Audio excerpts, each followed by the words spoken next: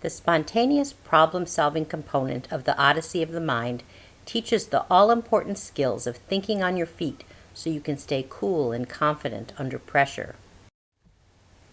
It's a skill you will use throughout your life, in college, job, and other interview situations, and generally whenever something unexpected happens.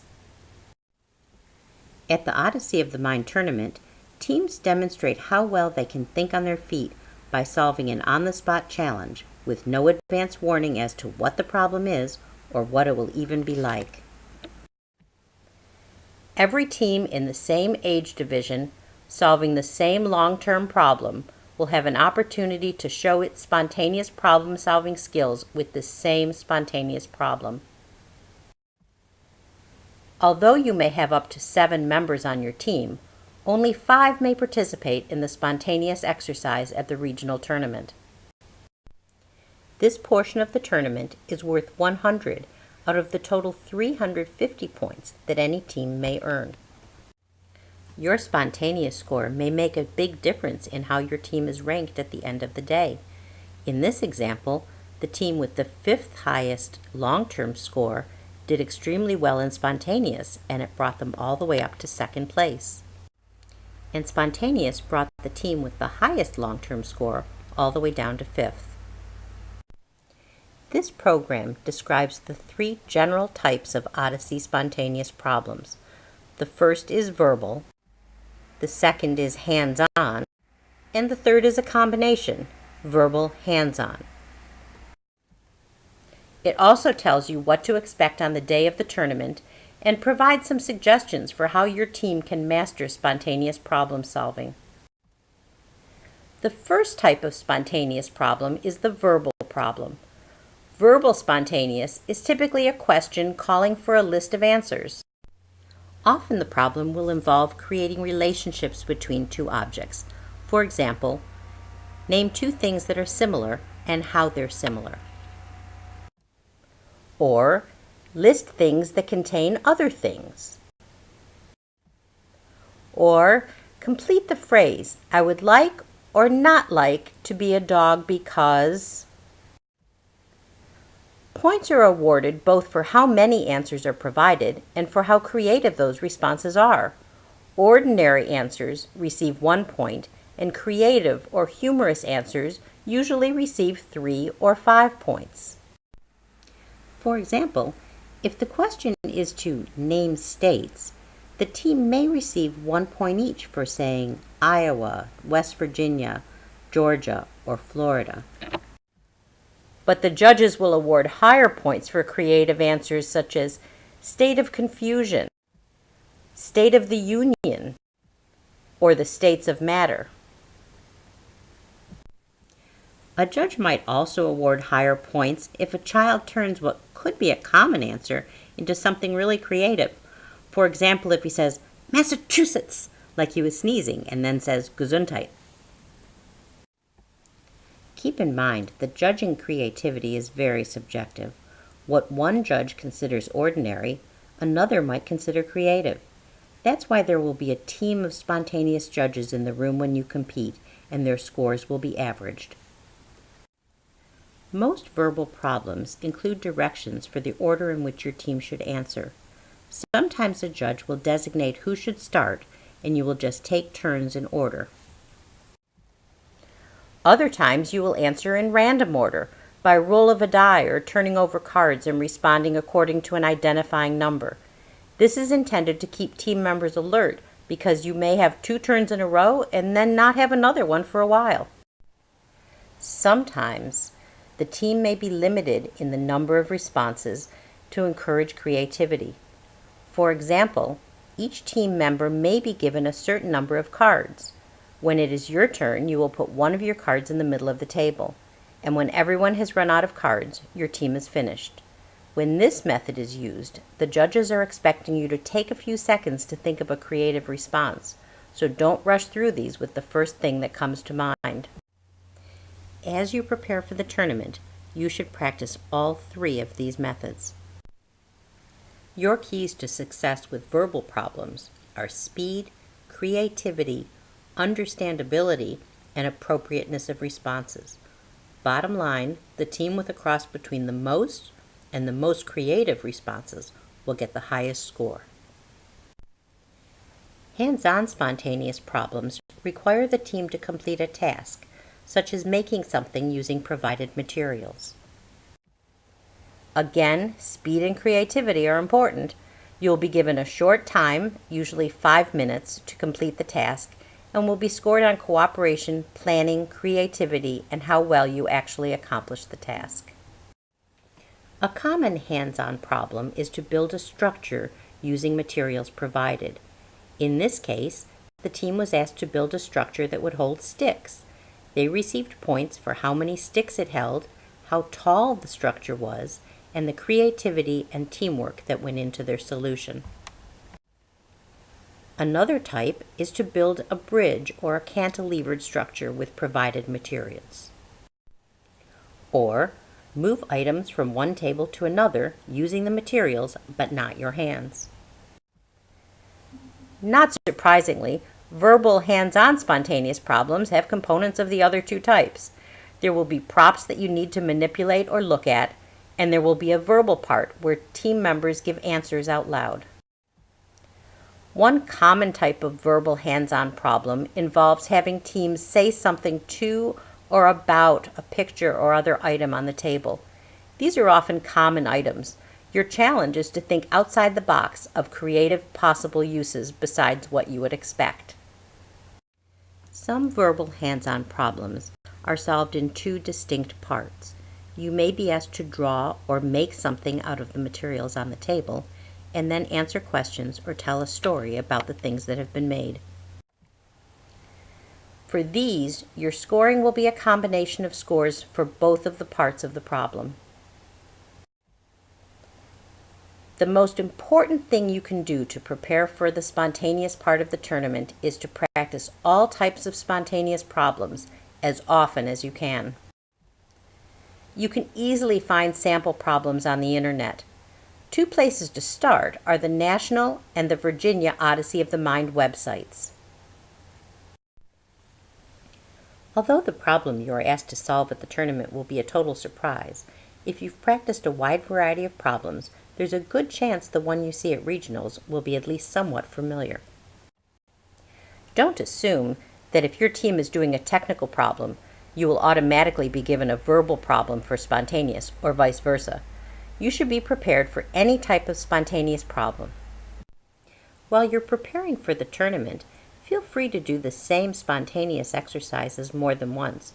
You'll be surprised at how much more creative you are answering the same problem a second or third or even fourth time.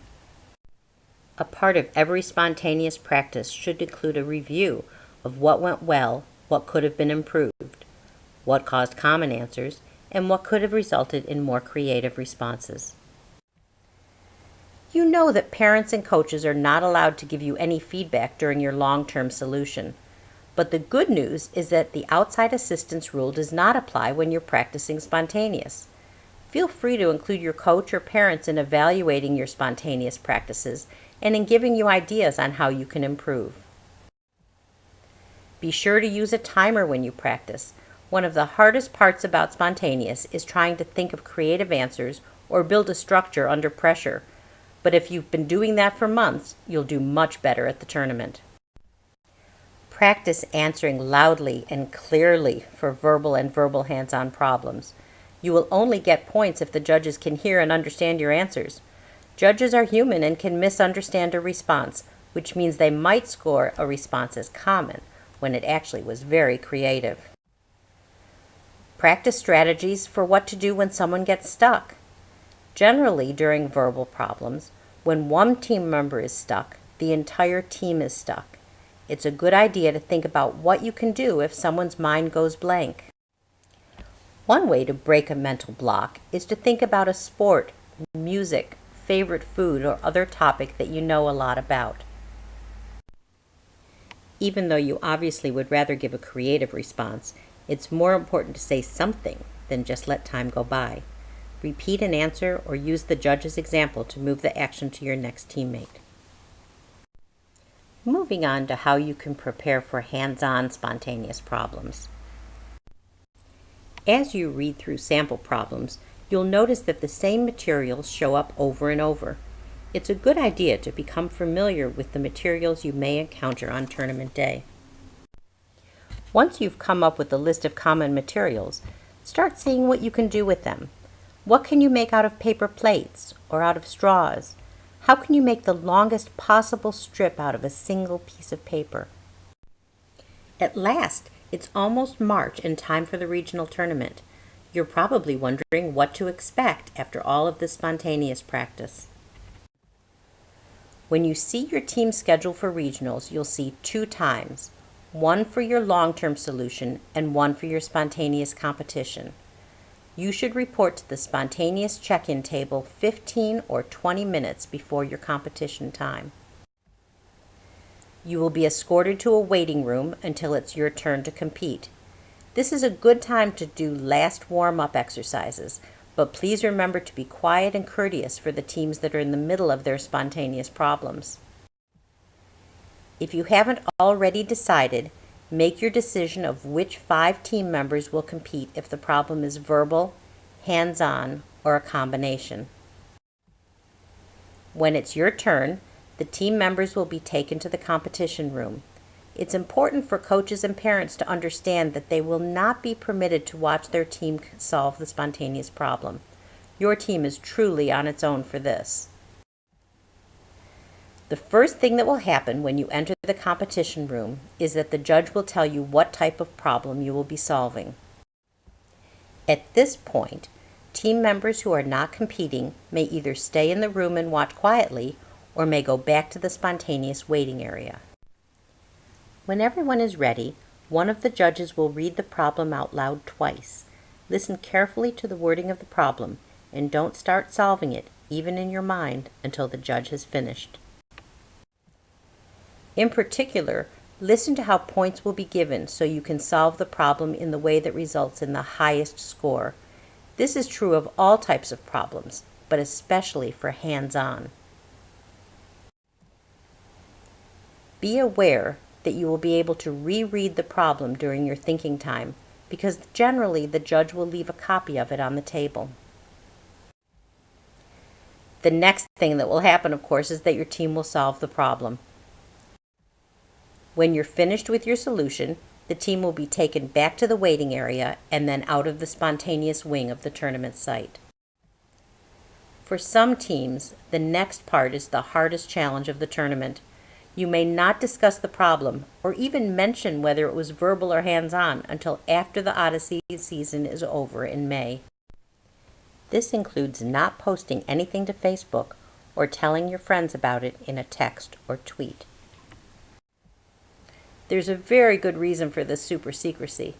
If one person overhears you talking about the problem, it won't be long before what you've said is common knowledge.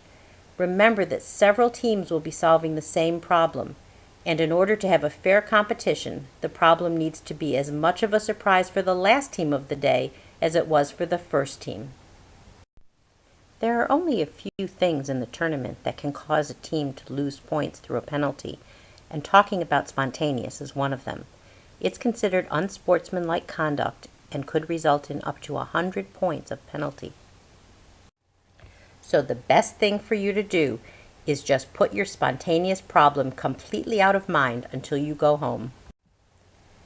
By the way, unlike your long-term score, which you can receive about an hour after your performance, your team's spontaneous score will not be given to your coach, and you will not receive any comments from the judges. The first time you can see your spontaneous score will be when it's posted after the closing ceremony. A few last tips about spontaneous. First, don't worry if you've not seen anything resembling the problem before. There's a good chance that nobody else has either. Second, don't be afraid to take risks. If the problem doesn't prohibit an approach, go for it.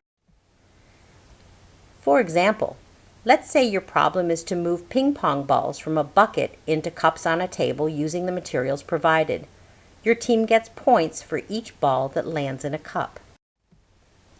If your team figures out a way to move the balls back into the bucket, You can rack up the points by moving the balls into the cups more than once, but make sure that points are given for each ball that's moved and not how many balls are in the cups when the time ends. Let's review the most important points. By now, you should be aware that there are 3 types of problems: verbal, hands-on, and verbal hands-on combination problems. Only 5 members of your team may compete in spontaneous at the tournament, although your entire team should practice during the season. Your team must keep the problem they're given confidential and not discuss it or tell anyone what it was or even what type it was. You're encouraged to think outside the box to be as creative as possible. And the best way to prepare for the tournament is to do as many practice problems as possible throughout the entire season. Most importantly, as with all of Odyssey of the Mind, remember to have fun.